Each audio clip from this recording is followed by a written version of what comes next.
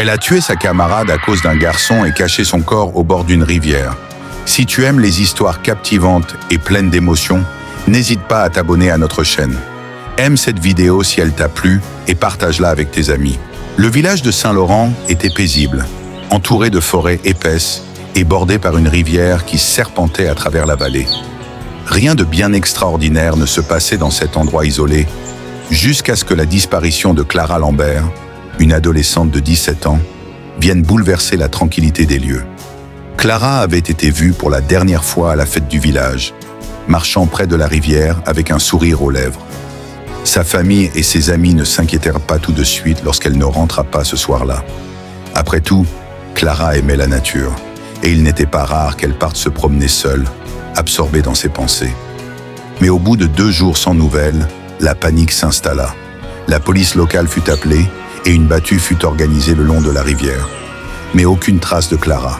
L'enquête fut confiée à l'inspecteur Julien Morel, un homme de la ville, réputé pour sa capacité à résoudre des affaires complexes. Arrivé à Saint-Laurent, il sentit immédiatement que quelque chose n'allait pas.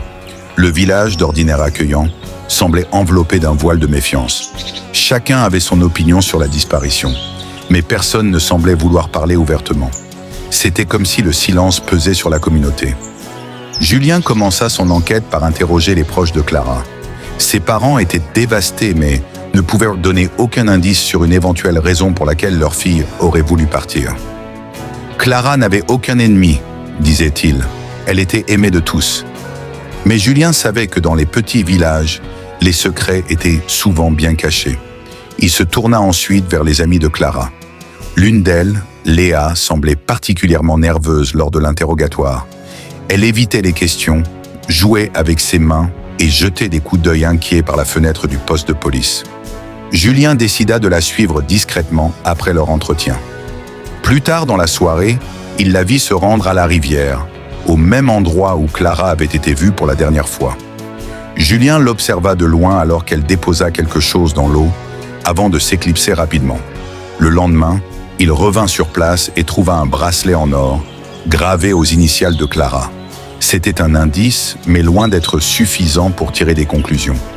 Cependant, cela montrait que Léa en savait plus qu'elle ne le disait. Julien retourna la voir, cette fois avec plus de fermeté. Après plusieurs heures de pression, Léa finit par craquer. Elle avoua avoir vu Clara la nuit de sa disparition, près de la rivière. Elle s'était disputée à propos d'un garçon, Maxime, un autre ami du groupe. Clara et Maxime avaient une relation secrète que Léa avait découverte, et elle n'avait pas supporté l'idée d'être trahie par ses 2 amis les plus proches. Mais Léa jurait qu'après leur dispute, Clara était partie seule, en colère. « Je ne l'ai pas suivie, je le jure !» disait-elle en sanglotant. Cependant, Julien savait qu'il manquait encore une pièce du puzzle. Il se tourna alors vers Maxime, le garçon au cœur de la querelle. Maxime, d'abord réticent, finit par admettre qu'il avait effectivement une relation avec Clara. Mais la nuit de la fête, il n'avait pas vu Clara après leur brève rencontre. Il se souvenait cependant d'un détail étrange. Il avait croisé M. Rousseau, un homme d'une 50aine d'années, qui vivait seul en bordure de la forêt, non loin de la rivière. M. Rousseau était une figure mystérieuse du village. Il n'avait pas de relation proche avec les habitants, et beaucoup l'évitaient.